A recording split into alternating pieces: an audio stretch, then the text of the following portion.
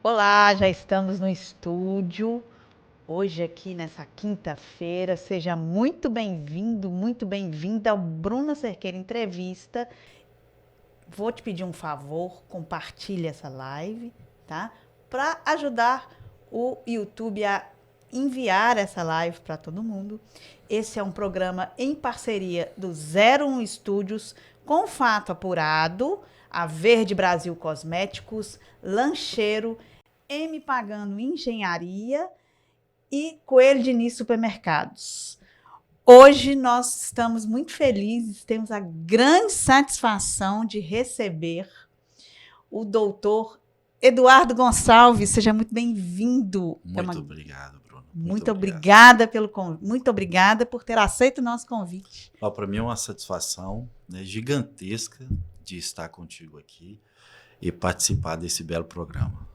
Olha só, gente, eu estava falando aqui nos bastidores que se eu hoje pegar para falar do currículo do doutor Eduardo, eu vou ficar aqui o programa inteiro. Mas, especialização em Harvard, trabalhou na inteligência da Polícia Militar, tem experiência em gestão pública e dirige projetos na área do jiu-jitsu, é instrutor da maior academia de jiu-jitsu do planeta, que é a Gracie Barra. Sim. Doutor, o senhor tem tempo? Tá. O tempo, né? A gente faz o tempo, né? Quem me dera, às vezes eu comento, né, com determinados amigos, quem me dera se o tempo pudesse ser de 36 horas, né? Mas 24 horas, com bom planejamento, a gente consegue fazer tudo um pouquinho. Doutor, o senhor é especialista na área de inteligência, né, de gestão pública. Conta um pouquinho da sua carreira, como que chegou até aqui? Bom, minha carreira, Bruna, ela começou assim, desde de adolescente comecei a trabalhar muito cedo, né? Agradeço, assim, eu tenho um imenso agradecimento aos meus pais, né, que sempre me incentivaram. E eu inicio assim a minha fala aqui, parafraseando um homem notável assim que escreve muito sobre inteligência emocional e também sobre mentes brilhantes, que é o Augusto Cury, e ele diz muito bem assim, que o sonho ele não te tira do lugar onde você está, mas produz a força necessária para tirar da onde realmente você está. Então, assim, eu tive sempre um sonho de ser um policial militar. Sabe aquele sonho de criança? O que você quer ser quando crescer? Eu falei, eu quero ser polícia. Uhum. E aí a adolescência veio, o trabalho, né, bem precoce, foi trazendo para mim, né, ali algumas responsabilidades até chegar à realização desse sonho.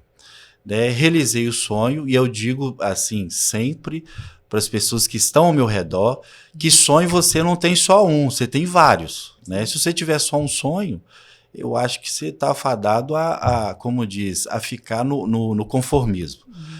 Mas dentro desse sonho realizado, eu fiquei na Polícia Militar por volta de aproximadamente uns 13 anos da minha vida. E ali eu aproveitei todas as oportunidades possíveis. Tenho um carinho especial por essa instituição que abriu, né, as portas para mim de forma assim extraordinária, tanto no campo de planejamento, de inteligência operacional, de ensino. E aí eu fui passando por essas áreas que me trouxe assim, agregou muito valor para minha vida profissional. Após esse sonho, eu tive um outro sonho, né, que foi construído, né, durante a faculdade, quando eu estava cursando, que era trabalhar com advocacia, e aí eu fui me planejando. E quando chegou o momento certo, a gente fez essa transição de carreira. Uhum. E hoje, para a graça de Deus, eu tenho advogado, tanto, né, como você disse, na gestão pública e corporativa, de uma forma muito zelosa. Uhum. Na área corporativa, o senhor atua na área do compliance, né? Sim. Desenvolver padrões, né, para entender comportamentos, será isso? Tipo, como que funciona isso? O compliance, né? Aí a gente eu atuo muito no compliance, governança corporativa e gestão de risco. Aí as pessoas perguntam assim: é a mesma coisa? Eu falo, não, são 3 coisas distintas, né? O compliance, historicamente, ele nasce lá nos Estados Unidos. Eu tive uma oportunidade de trabalhar numa empresa norte-americana que chama Tesco.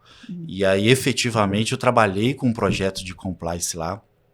E o compliance, a governança e a gestão é um casamento, né? Talvez, né, uma relação perfeita para aquele empreendedor ou para os empreendimentos crescerem de forma positiva. O compliance, a gente, como um bom brasileiro, a gente gosta de importar, né? Muita coisa, às vezes ruim, às vezes boa, né, do exterior. E eu acho que é uma prática muito boa que nós importamos, né, que veio para o Brasil aqui. Esse nome, assim, até um pouco bonito de dizer, né? Compliance, você é advogado de compliance, tem gente que nem fala, mas o que é isso? Mas é nada mais do que um programa de integridade. E hoje é muito difícil a gente pensar que, poxa, no mundo que nós estamos vivendo, ainda a gente tem que debater sobre integridade, né? Sobre ética, sobre comportamento. Então, assim, quando eu faço uma reflexão, poxa, você vai falar de ética comportamental dentro das empresas, né, de um empreendimento. Poxa, os filósofos passados já falavam isso, né, muito. Você vai trazer aí uma ética aristotélica que vai falar sobre o bem, né, uma felicidade. A felicidade está ligado a um comportamento bacana, feliz, de um clima organizacional. Você tem, recentemente, eu estava conversando com um empresário, né, e ele citando para mim que o clima organizacional não estava tão tão desejável dentro da empresa. E aí eu debati com ele um assunto que também é uma inovação no nosso meio, que é o compliance anti-discriminatório, né? Que está muito latente. Então, a empresa hoje que não se atenta a isso, acaba perdendo bons talentos. E a gente fala muito em compliance na área do recursos humanos, mas a gente fala até pouco na área jurídica, né? Sim. Porque tem que ter leis e tem que ter posturas, comportamentos que tem que ter proteção também, né? Exatamente. Eu acho assim, hoje, advogando, né, para uma Câmara Legislativa, para o Legislativo, eu percebo que o compliance hoje, ele eu me arrisco em dizer, né, de forma inovadora, que o compliance é a maior ferramenta de efetividade de direitos fundamentais. E eu digo, abrindo um parêntese, porque se você tem um compliance efetivo dentro de uma gestão pública, você permite, né, que a sociedade ela desfrute dos direitos fundamentais básicos. Né? Então, assim, na produção de leis, você precisa trazer, hoje as controladorias internas, né, tanto da prefeitura, dentro do Poder Executivo quanto do Legislativo, trabalham muito bem, mas você precisa. Né? Uma produção de uma lei hoje não pode ser simplesmente para beneficiar um grupo, né? Mas você tem que saber que aquela lei ali ela tem um impacto econômico, ela tem um impacto cultural, ela tem um impacto comportamental, né? E assim, e ela tem um impacto de efetivar ou não um direito fundamental.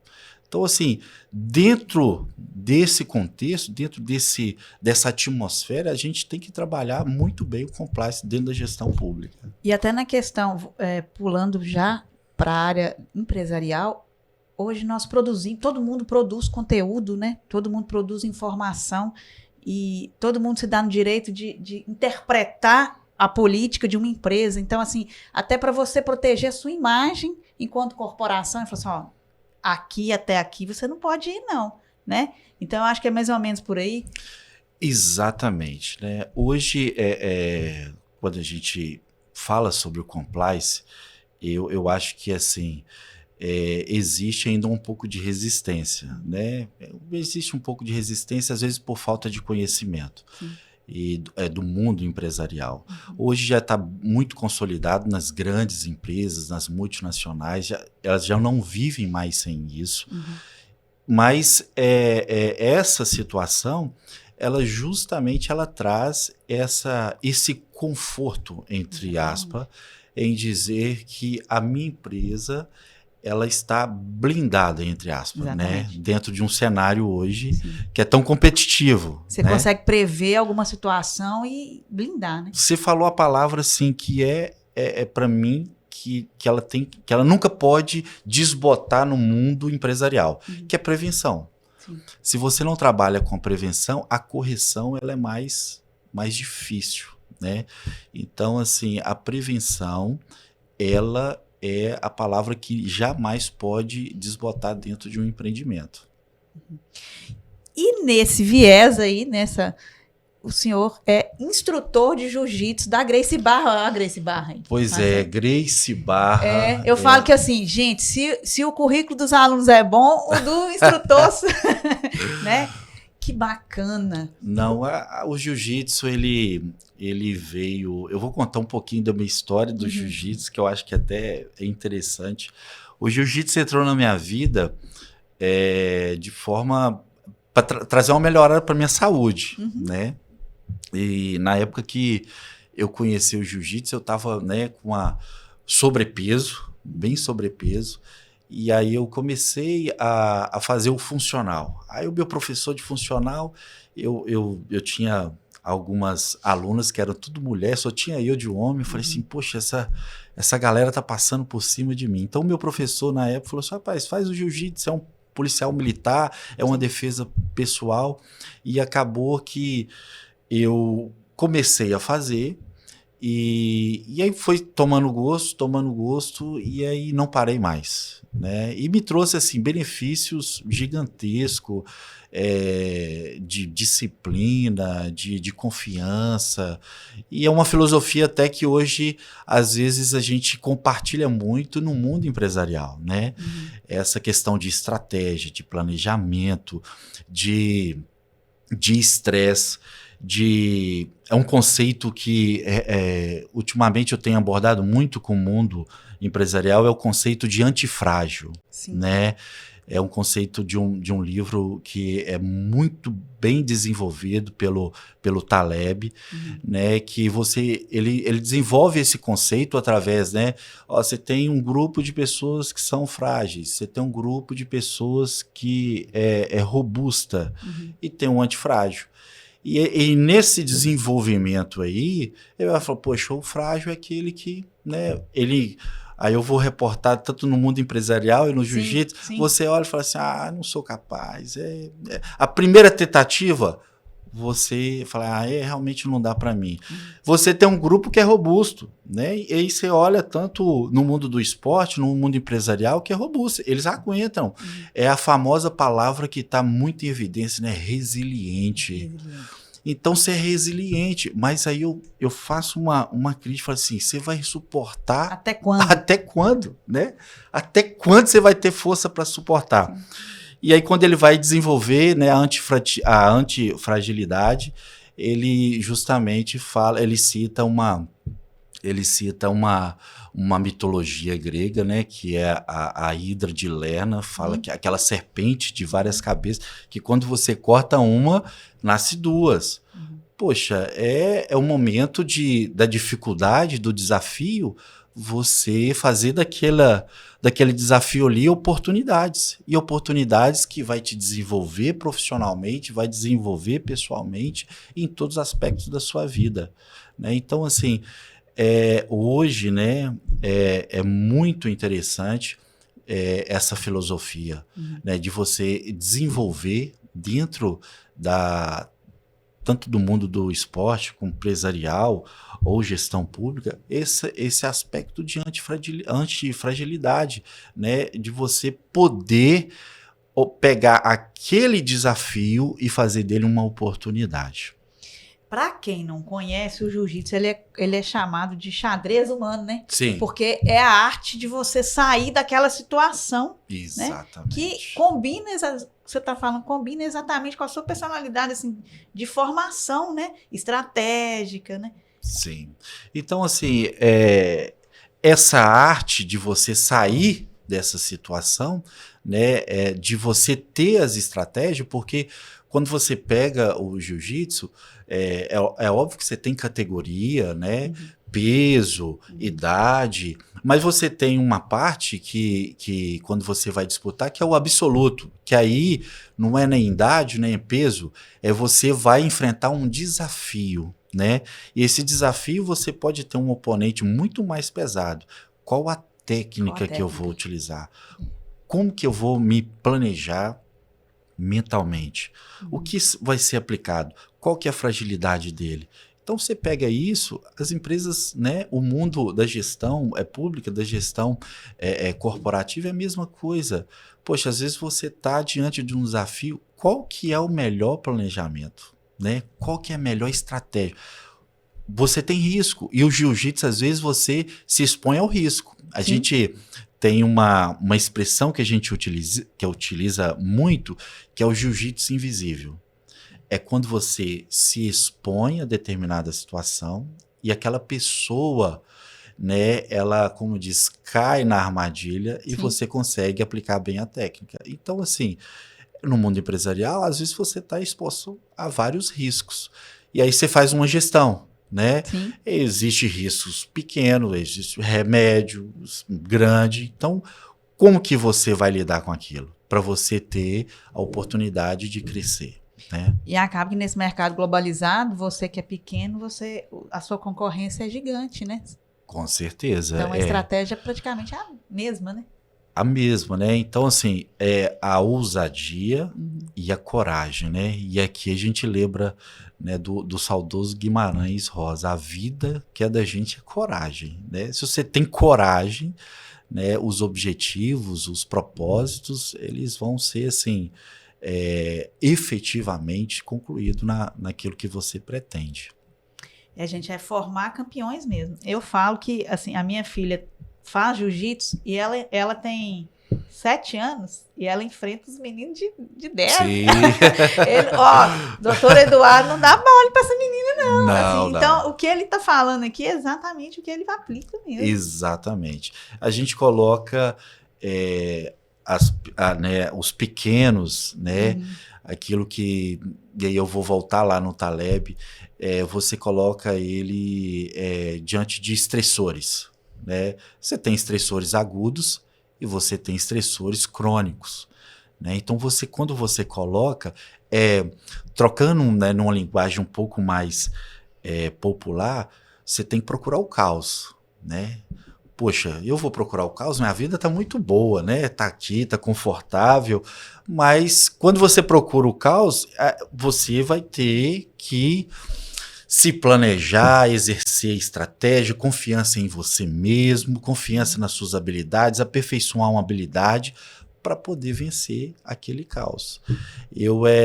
Dentro desse livro, que eu gosto muito, eu estou até talvez citando ele muito aqui, mas eu acho muito interessante que ele faz uma metáfora que ele diz assim, olha, a postura de um taxista, hoje a gente tem aplicativo, né? Vários aplicativos aí, e a postura de um funcionário que tem seus 25 anos dentro ali de uma empresa já sólida. Ele falou assim, qual dos dois tem assim um campo mais estressor? Poxa, talvez aquele motorista de aplicativo. Ou talvez aquele que faz parte ali. Só que as habilidades que são desenvolvidas são muito diferentes, sabe? Porque dentro de um motorista ali de aplicativo, os estressores são constantes. Sim. E é ao vivo, né? E ao vivo. Você sabe o que é você levantar de manhã e falar assim, olha, eu tenho que produzir tanto até o final do dia, porque eu tenho família, eu tenho conta, eu tenho isso, etc e tal. Então, assim, e aí o pneu fura. Olha o estressor. Poxa, então eu vou ter que trocar o pneu. Reprogramar. Exatamente.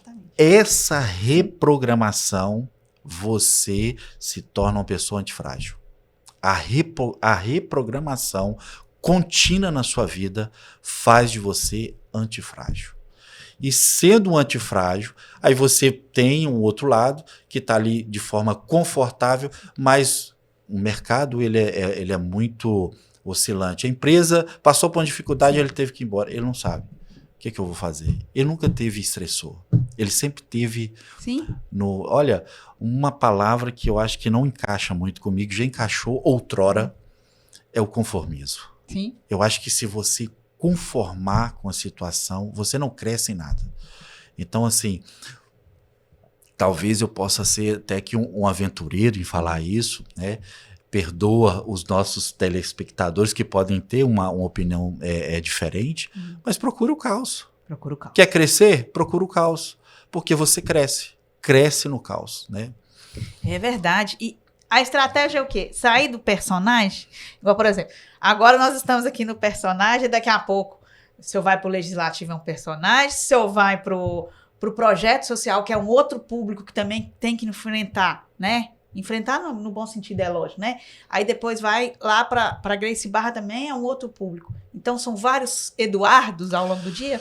Bom, eu acho que não são vários Eduardos, né? Mas é um Eduardo só que consegue transitar em vários ambientes, né? Eu acho que essa seria a definição melhor. E são ambientes que me agregam diariamente, né? Poxa, hoje eu estou num ambiente aqui muito gostoso com esse papo aqui. Isso está me agregando.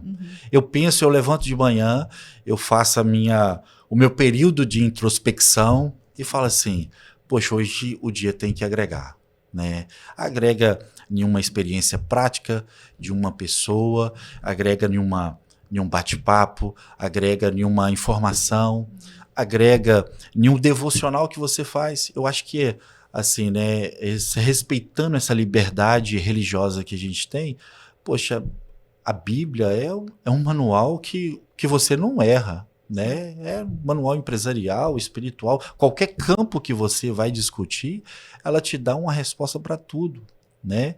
E aí eu tenho assim, dentro das minhas reflexões, e eu faço um recorte aqui, é justamente quando existe uma passagem que Jesus orienta os seus discípulos e fala assim, olha, vós sois sal da terra, luz do mundo. Tá, sal. Aí eu falei assim, poxa, eu acordo de manhã assim, como que eu posso ser sal da terra? Como que eu posso provocar sede em você, Bruna?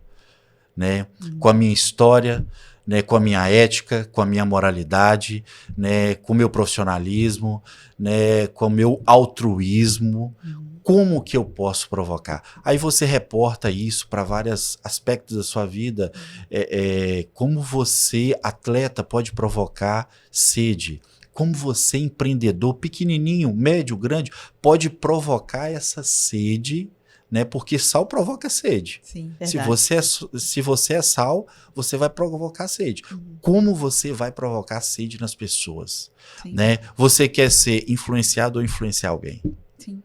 E nesse sentido, o senhor está transformando a vida de atletas mirins, né? Com o projeto que tem essa oportunidade de ter esse conhecimento, né? De ter um pouquinho de conhecimento. E porque assim, quem trabalha com jovens hoje, gente, eu falo que é um grande vitorioso, porque trabalha com vários perfis e tem a oportunidade de tirar o jovem daquele momento, né? Que talvez tem uma casa ali dentro. É igual o compliance. Na verdade, é a mesma experiência. Você tem muita teoria, né? E lá em casa, você tem outra realidade. Então, seria tirar aquele momento. Como que você lida com as pessoas, com os dramas, né? Que devem ser vários e muitos. Olha aí, a gente, com a experiência, né? Com muito tato, sensibilidade. Eu acho que hoje o mundo capitalista, ele roubou um pouquinho a gente a sensibilidade de você se colocar no lugar do outro. E com isso, você tem que desenvolver essa habilidade, né, de sempre estar no lugar do outro. Trabalhar com jovem, com criança, para mim tem sido o maior aprendizado da minha vida, né?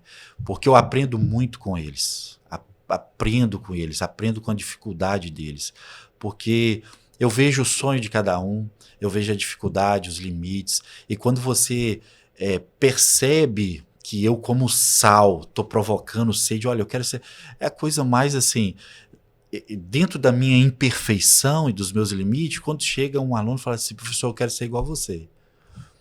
Eu quero ter a mesma profissão. O que o senhor faz? Eu advogo. Eu quero ser advogado igual a você. Poxa, isso é satisfatório. Então, assim, aí você percebe, fala assim, conseguir influenciar de forma positiva. Então, assim, hoje eu tenho uma paixão, assim, um amor gigantesco eu falo os meus pequenos, né?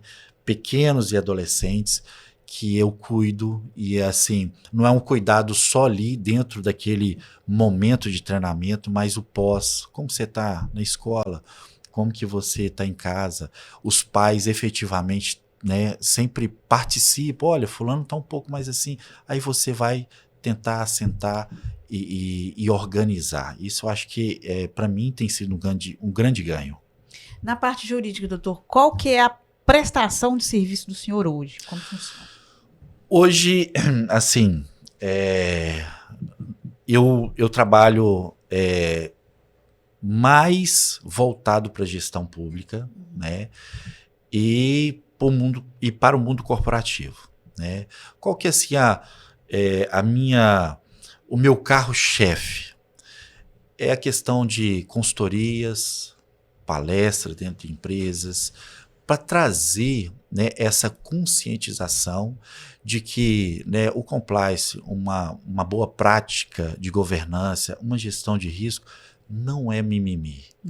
Abro aspas aqui, porque ultimamente eu tenho aprofundado muito no compliance antidiscriminatório, e eu acho que quando você vai dar uma consultoria em determinada empresa, que a pessoa, isso é mimimi, esse negócio de regra. Eu faço, né? Essas regras de conduta eu faço e tal. Poxa, mas essa pessoa, ela não é de um recorte social. E aqui eu estou falando de uma discriminação bem ampla, viu, Bruna? Não é de um recorte social, não é de gênero, religioso. Ela não é. Ela é uma pessoa que para ela é mimimi. Então, assim, a gente tenta desmistificar esse pensamento de mimimi e mostrar a importância. Porque, olha só, algumas pesquisas que eu tenho feito recentemente, tanto em multinacionais, hoje as pessoas mais talentosas, as pessoas que vão produzir de forma assim, incrível para sua empresa, esses jovens hoje que tem uma estrutura boa de conhecimento, a primeira coisa que ela preocupa é saber o seguinte: aquela empresa ela me dá uma segurança. Sim. Não é segurança só financeira, mas é segurança de respeitar aquilo, às vezes, a minha condição de gênero, a minha condição religiosa, a minha condição, meu recorte social. Então, assim, hoje eu trabalho muito dentro disso. Recentemente, eu fiz algumas palestras, que não deixa de ser um compliance, nas escolas. Sim. Trabalhando, combatendo de forma muito forte o bullying escolar, sim, o cyberbullying. Nós temos crianças que estão doentes dentro das escolas por conta dessa questão. Então, assim, eu digo que é um compliance porque se eu estou trabalhando com prevenção e ensinando os adolescentes, as crianças, olha, existe uma postura ética, sim, que você pode colocar no lugar do outro, que o outro está sofrendo, e que você tem que exercer, né, de forma assim muito natural a sua empatia, porque o índice, eu não tenho um dado agora preciso, mas na última palestra que eu fiz, o índice de suicídio de adolescentes aumentou consideravelmente. Sim. Por uma questão de bullying, né? O índice de bullying aumentou consideravelmente, principalmente agora o cyberbullying, então que se você divulga a rede é muito rápida. Então, assim, trabalho dentro das escolas, com palestras. Então, assim, o meu carro-chefe hoje é trabalhar o compliance, a prevenção, as boas práticas, Sim. a gestão de risco, tanto no mundo corporativo, também como no mundo da gestão pública. Sim, e essa questão do compliance, das normas, né? É tão bacana, porque no primeiro momento a pessoa pode ter uma certa dificuldade mesmo com regras, né? E ter uma certa resistência. Mas vai passando o tempo, ela vê que aquilo ali faz bem. Eu falo isso porque eu trabalho no Senai e eu vejo que as crianças que têm, os adolescentes que têm uma dificuldade com regras, a passar do tempo, elas se sentem tão satisfatório para elas estar naquele ambiente protegido, que ela começa a falar assim, aqui é melhor. Sim, perfeitamente. Né? A sua colocação foi perfeita. Né? Quando você está num ambiente seguro, que eu posso me expor da forma que eu sou, poxa, eu consigo produzir. Exatamente. Eu consigo aprender, porque assim, eu não tenho vergonha, eu não vou ter vergonha de ser criticado, Sim. Eu não vou ter vergonha de ser colocado um pouquinho de lado, porque eu estou num ambiente seguro que todo mundo respeita. Que todo mundo se ajuda. Exatamente. Né? Então ela acha conforto, a pessoa que, se eu cair, ela vai me ajudar. Então, assim, muda todo um ambiente, uma sociedade. Acho que é mais ou Com menos certeza. E isso, assim, você produzindo de forma incansável, né? Eu falo que eu sou assim, um cético esperançoso, né? Às vezes algumas posturas nos deixam gente cética, mas eu sou esperançoso, né? Eu acho que eu falo até com um presidente que da Câmara que eu advogo hoje, eu falo assim, olha, retroagir não está no nosso script ali. Não, a gente vai seguir com a nossa conduta, vai seguir com nossos planos. Por quê? Porque a gente precisa fazer a diferença. Ah, não, mas é só você. Não tem problema. Não tem problema. Se eu conseguir contribuir, se eu conseguir, né, contribuir com 1, 2, 3, 4, poxa, consegui. Não existe essa situação, não, eu quero alcançar muito. Não. Se você conseguir reproduzir, é muito bom. Eu abordo muito, utilizando também, né, assim, da filosofia, que é algo que eu sou muito apaixonado. Existe um filósofo, o Kant, Immanuel Kant, que ele desenvolveu uma filosofia moral na metafísica, e aí ele cria uma máxima, né, uma lei universal. Aí eu falo, né, assim, de forma, né, fazendo, decodificando, né, não trazendo a filosofia pura, mas você, dentro da sua racionalidade, você pode criar uma lei, uma máxima. Olha, a minha atitude, ela é ética, ela vai trazer um benefício se essa postura minha, seja no local de trabalho, seja dentro da minha casa, seja, né, no meu convívio social, essa postura eu posso fazer dela uma lei universal. Sim. Que eu aplicando e as pessoas aplicando em mim vai ser boa? Não. Aí quando eu avaliei, eu falei, não é boa. Então, assim, eu não posso aplicar. Tá vendo? Então você começa a introduzir uma questão ética, moral, e aí, assim, são duas palavras que a gente não pode nem se atrever a falar uma definição restrita, porque a gente poderia ficar aqui quase o dia inteiro, né? Mas, assim, você trabalha essa postura. A gente trabalha. E hoje, no mundo empresarial, no projeto social, na minha vida pessoal, né, na minha vida social, a gente tem que ter essa postura. Você tem que ter essa racionalidade de você... Aquela paradinha que a gente fala assim, né? Deixa eu parar um pouquinho aqui e pensar. Olha, eu vou fazer essa brincadeira. Nossa, essa brincadeira vai, né? Existe muito hoje brincadeiras que ela tem um fundo pejorativo, que aí você vai sustentando e aquilo vai ficando no subconsciente. Então daqui a pouco uma organização, o clima está péssimo, porque a brincadeira ela já está no subconsciente, ficou natural. E aí isso não pode acontecer. Tem que cortar pela raiz, né? Exatamente. Corta-se pela raiz e a gente consegue um objetivo muito bom. O ser humano, ele tem necessidade de regras? Ele tem necessidade de ser conduzido? Olha, eu faço uma análise dentro dessa frase sua muito interessante. O ser humano, ele tem a necessidade de regras? Sim. Mas aí eu coloco um parênteses, regras que a gente também pode criticá-las e questioná-las. E aí eu vou reportar, né, a uma situação vivida, não que não foi bom num determinado momento para mim, mas uma instituição militar. Né? Eu participei de uma instituição militar durante 13 anos que a minha resposta é sim, senhor, não, senhor.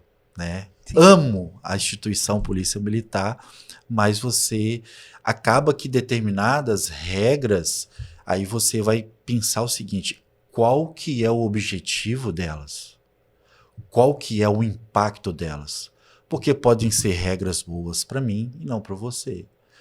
A gente tem uma diversidade cultural e diversidade no nosso Brasil gigantesco. Eu li uma reportagem recentemente do mercado financeiro que assim, o Brasil hoje é um celeiro, né? Todo mundo, às vezes o próprio brasileiro, ele não crê no potencial que nós temos. Eu amo o Brasil, eu amo o nosso Brasil, né? Essa diversidade cultural, essa diversidade intelectual, sabe? E aí o mundo lá fora, né? Entre aspas, né? As grandes nações, as grandes potências, olha para nós e fala assim, é um celeiro de diversidade. E onde há diversidade, há aquilo que a gente luta tanto, que é democracia, boas ideias, e assim, e o mercado financeiro fala assim, olha, é um celeiro de investimento. Então, você empreendedor, né? Pequeno, médio, grande, vamos trabalhar a diversidade com prudência dentro da sua empresa, né, exercendo um compliance, uma governança e uma gestão de risco, porque isso vai trazer olhos, vai ser atrativo para aquelas pessoas que querem investir. A partir de quantos funcionários uma empresa tem que desenvolver um plano de compliance? Poxa, Bruna, que pergunta. Que pergunta! De zero, né? Olha, eu vou te responder essa pergunta com outra pergunta. Olha só, quando a família é pequena é mais fácil. Se a família cresce, o problema cresce? É verdade. Cresce. Então, assim, eu acho que se a empresa é pequena, né, ótimo, constrói isso. Porque a sua empresa pequena é hoje, né?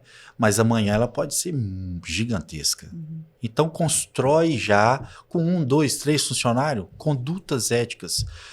Hoje o compliance não é que ele está restrito a grandes empresas que você tem 20, 50, 100 funcionários, são multinacionais. Não. Você pode começar com pouco. Mas quando você chega a determinada quantidade, e aí, para o seu crescimento, você tem que fazer essa prática. Porque você vai ver, porque às vezes, né, quando a gente vai atender algum empresário, ele fala assim, não, eu vou gastar isso, né? É um dinheiro que eu vou gastar em um programa de compliance, né? Em uma elaboração ali de um código de conduta, eu acho que é desnecessário, porque todo mundo sabe o que deve fazer. Não, nem todo mundo, né? Então, assim, você pode começar de 1, 2, se você tiver 100, 50, né? Vai construindo isso. Atualmente, a nossa lei de licitações e contratos, né, a lei 14.133, no seu artigo, precisamente ali no artigo 20 inciso, parágrafo 4º, ela fala o seguinte, que as grandes contratações, né, as contratações de serviços, de fornecimento que tem um grande vulto, ou seja, que tem um volume maior de dinheiro, poderá, né, dentro do edital licitatório ali, poderá obrigatoriamente exercer um programa de integridade. Entendi. De compliance, entendeu? E aí você vai adequar. Então, poxa, hoje eu sou empresário que às vezes contrato muito com as grandes empresas, com multinacionais que fazem esse processo também, ou com a gestão pública. Então eu tenho que como diz, adequar. Olha, eu sou empresa pequenininha, mas lá a gente tem um programa de integridade muito bom, nós temos um código de conduta, a gente tem isso, nós temos canais de denúncia.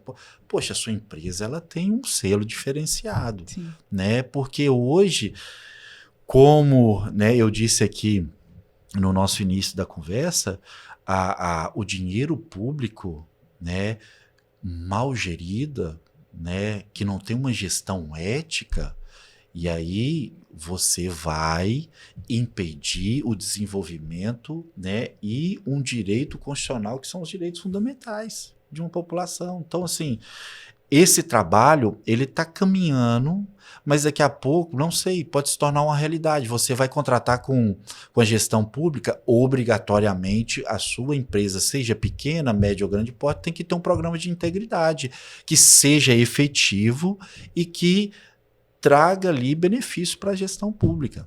E acaba dando visibilidade à marca também, né? Exatamente. E até onde essa gestão de risco, ela vai na análise dos processos também, porque a gente tá falando de compliance, que é olhar para dentro, né? Mas e olhar nos processos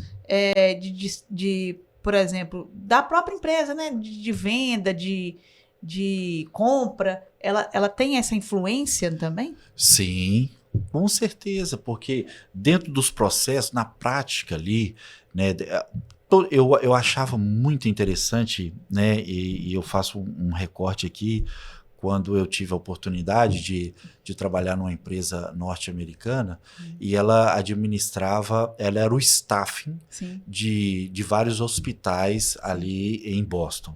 Sim. E aí ela trabalhava ali com a questão de limpeza, análise de contratos e tudo. E eu ficava surpreso como que eles seguem processos metodicamente. Eu falei assim, caramba, é muito interessante.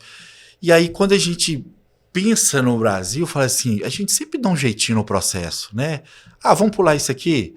Poxa, olha, Bruno, padrão, né, doutor? Pelo amor de Deus, gente. Padrão. Exatamente. Eu acho assim, processos a gente pode rever processos, né? Porque também você não pode viver numa atmosfera de muita burocracia, porque você impede o crescimento da sua empresa.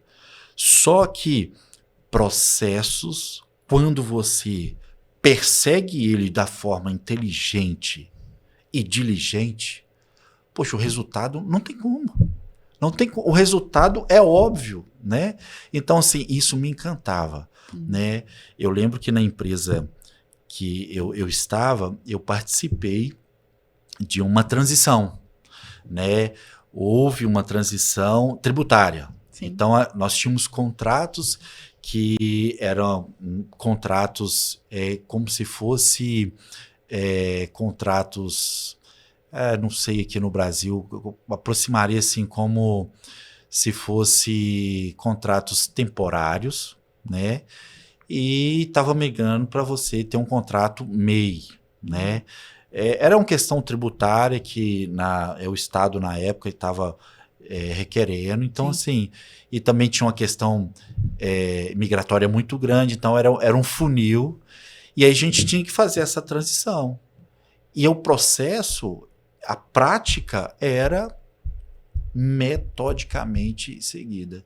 Por quê? Porque você blinda a sua empresa, né? Porque a multa é exorbitante, né? Uma ação trabalhista, poxa, aí você, né? Eu lembro as questões que hoje também são tratadas com muita responsabilidade, e eu vejo isso com muito bons olhos, é a questão hoje que dentro de uma conduta de compliance, de boas práticas dentro da empresa, é justamente você inibir assédio moral, assédio sexual. São coisas hoje que são, né, muito latentes. E quando o empresário ele fecha essa porta, ou seja, trabalha com a prevenção, poxa, você evita uma reclamação trabalhista com danos morais ali de assédio. Sim. Que aí vai tirar do cofre da sua empresa. Então, assim, essa blindagem, aí você precisa de processo. Se você não tiver, processo, treinamento. Não é aquele treinamento assim que a gente chama aquele compliance de samambaia. Sim. Bonito, que você tem escrito um código de conduta, um canal de disque denúncia e tudo. Na data tal, nós vamos fazer aqui uma palestra, vamos trazer aqui um advogado e tal, vamos falar sobre isso. Aí tem ouvidoria na empresa. Tem ouvidoria, aí ouvidoria... Pô, olha, você tem casos hoje, né, assim... Que às vezes a pessoa nem sabe que aquilo ali se é ou não é assédio, né? Tem isso. Não sabe. E hoje o assédio, ele tá muito num campo, assim... não só hierárquico, campo comportamental, poxa. É o comportamento, né? Aquele comportamento você tem que prevenir ele. Celular, né? Dentro e fora da empresa. Exatamente. Né? Então, assim, essas questões que eu acho que se você investe um pouco, né? Você vai ter um ganho, né? Muito grande. E aí a gente pode falar aqui diversas coisas no âmbito empresarial que se você fizer uma prevenção, poxa, você ganhou.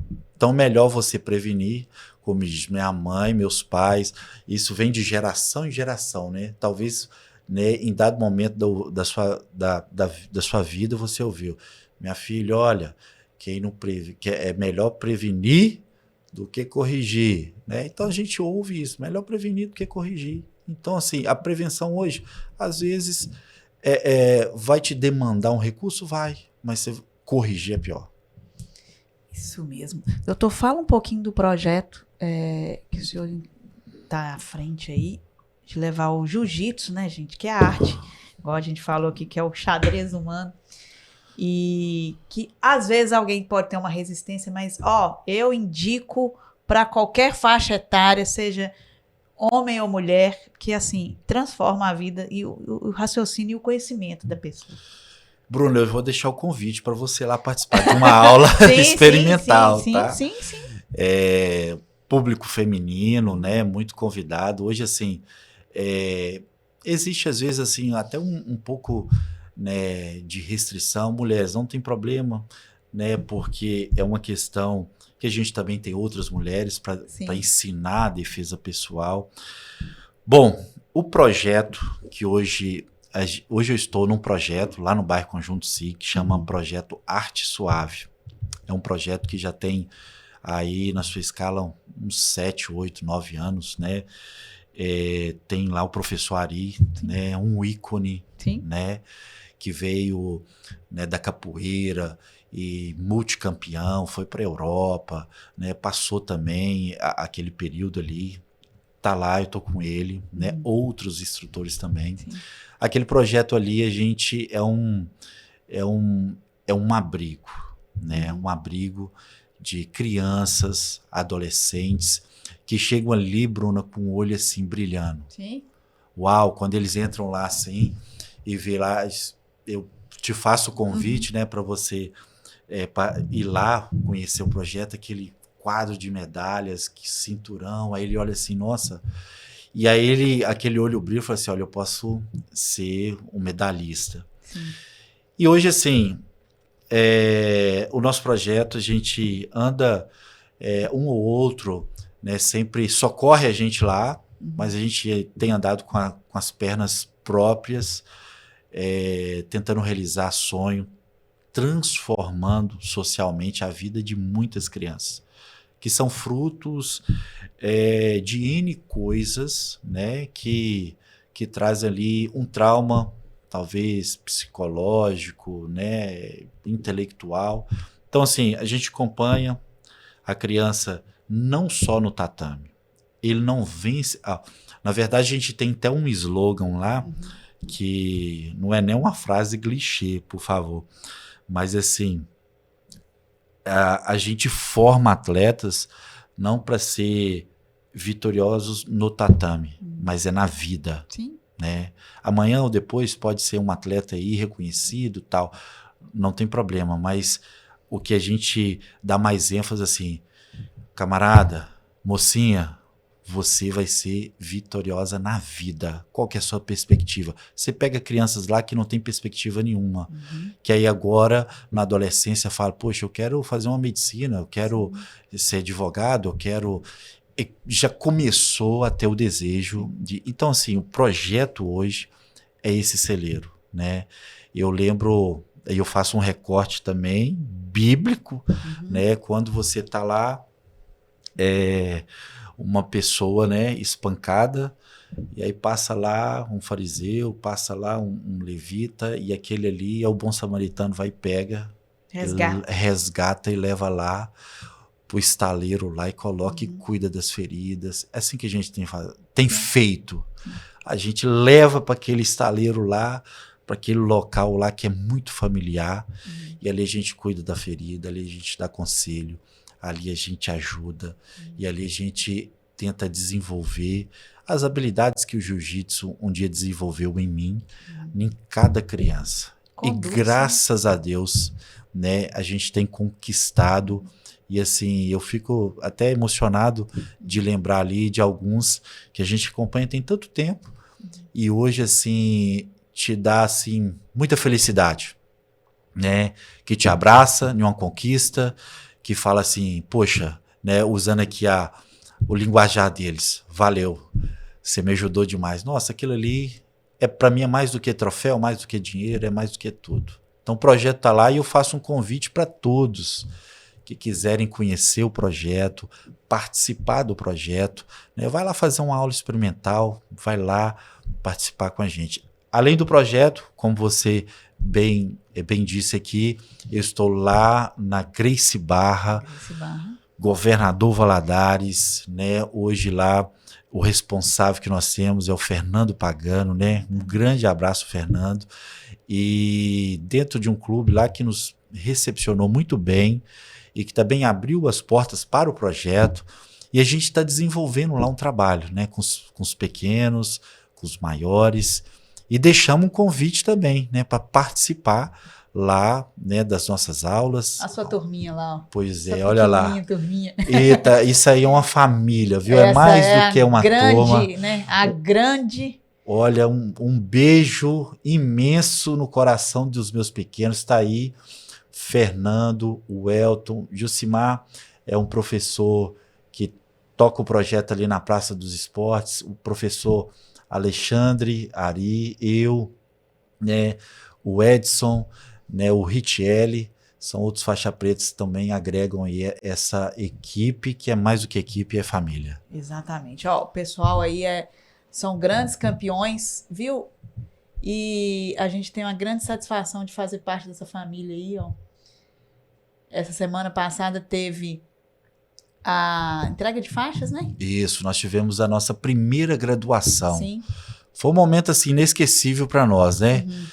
E porque a gente vê a evolução, aí a gente consegue entusiasmar, a gente consegue encorajar, a gente consegue ali realmente trazer um desenvolvimento. E assim, é um feedback muito bom, Bruno, que a gente recebe dos pais, como que a criança melhorou o comportamento em casa, como a criança melhorou o comportamento na escola, né? Mais foco. Nós temos, às vezes, né, no nosso meio, e a gente faz muito gosto, é uma pauta assim que, nossa, eu amo de coração. A gente tem crianças que são atípicas, né? E a gente recebe, a gente vê a interação deles, o movimento, né? Isso tem trazido para nós uma grande paz, que a gente está fazendo aquilo que é correto, que é o bem. E a gente destacou aqui os pequenininhos, mas os adultos também estão lá, né? Com certeza. Tá, gente? Não é só pequenininho, não. Não é só turminha, não. Exatamente. Viu? É o pessoal grande, são as mulheres, né? E é muito bacana o trabalho mesmo. E a Gracie Barra, né? Um kimono pesado, viu?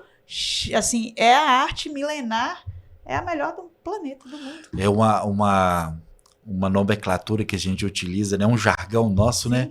Isso aquele kimono pesado, você vai treinando, daqui a pouco você vira casca grossa. Sim. Né? Casca grossa. Eu digo sempre, né?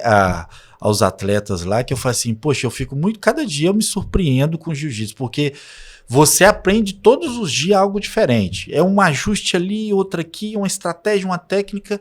E eu falei assim, gente, pensa bem, é o único esporte que quando uma técnica encaixa, olha só o valor da confiança, e a gente gera isso na pessoa. A técnica encaixou.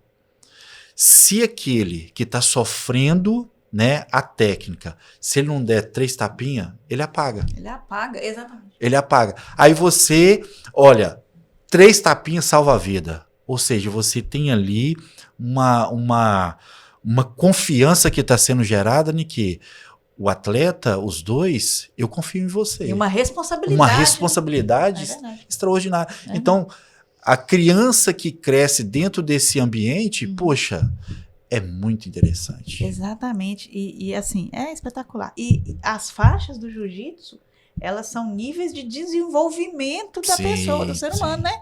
Eu estava lendo sobre isso essa semana. Né? Eu brinco o seguinte, né? Um faixa branca, um iniciante, um faixa preta, ele não tem diferença nenhuma. Nenhuma. Poxa, professor, não, mas vocês... Não. A única coisa que você vai ver a mais é que um faixa preta, ele consegue fazer a mesma técnica que você, faixa branca, a mesma, um pouco mais ajustada, porque a evolução, o tempo, a maturidade, ela vai te ensinar isso, né? Pois então, isso você leva para a vida. E é uma higiene mental. Sabe aquele dia estressante que você atende muita gente e tal, aí fala assim, gente, eu tô querendo enforcar alguém no bom sentido, por favor. Eu tô querendo... Aí você vai pro jiu-jitsu. E aí você treina, enforca o seu melhor amigo, e aí depois ele bate nas suas costas e chama para tomar um açaí. Fica ali. É muito bom. É uma coisa extraordinária. E o que eu acho bacana é que, às vezes, uma vez a minha menina foi no supermercado e tava com o kimono no braço e tal, e o pessoal olha, para e fala assim, uma menininha tão pequenininha, né? E ela falou, não, porque mata leão, que não sei o que. Assim, é muito bacana. Gente, ó, vale a pena as mulheres aí, os homens querem treinar numa academia assim, de respeito, de renome, e com um instrutor assim, que tem toda essa bagagem, vai lá para Gracie Barra, né? A você que nos assistiu, gratidão. Doutor, eu fico aqui mais 1 hora, mais 2 horas, porque tem muita coisa para te perguntar aqui, mas infelizmente nosso tempo está terminando. Eu agradeço imensamente, né, pelo seu parênteses aí na sua vida corrida, que eu sei que não é fácil. Muito obrigada, gratidão por ter aceito nosso convite mais uma vez. As suas últimas palavras?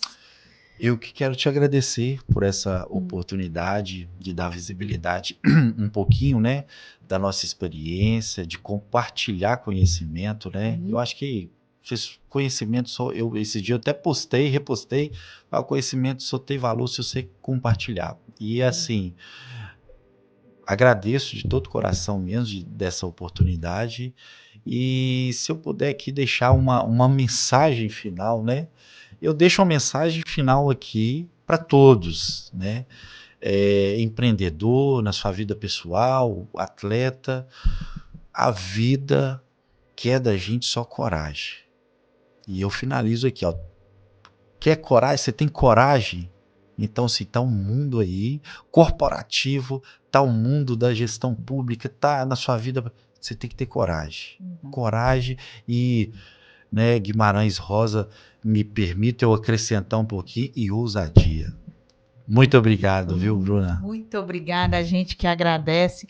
É um poço de sabedoria. Muito obrigada por compartilhar com a gente um pouquinho aqui, um pouquinho da sua história. E sucesso, viu, mais nessa jornada aí. Você que quer apoiar um projeto também, fale com o professor, agora professor. Sim, o professor. O professor, o doutor Eduardo, viu? Você é empresário aí, o projeto dele é bem bacana, vai fazer jiu-jitsu lá na Gracie Barra. Quer colocar a sua empresa em dia, tá? Em dia. Doutor Eduardo Gonçalves, muito obrigada ao Fato Apurado, ao 01 Estúdios, Gerson Neves, muito obrigada, viu? Gerson Neves. E também Fato Apurado, M Pagano, Fernando, gratidão mais uma vez, Fernando Pagano, gratidão por permitir nós aqui trazer a Grace Barra aqui para Valadares, é uma grande experiência. Verde Brasil Cosméticos, Lancheiro Alimentos e Coelho Diniz Supermercados. Até semana que vem. Tchau.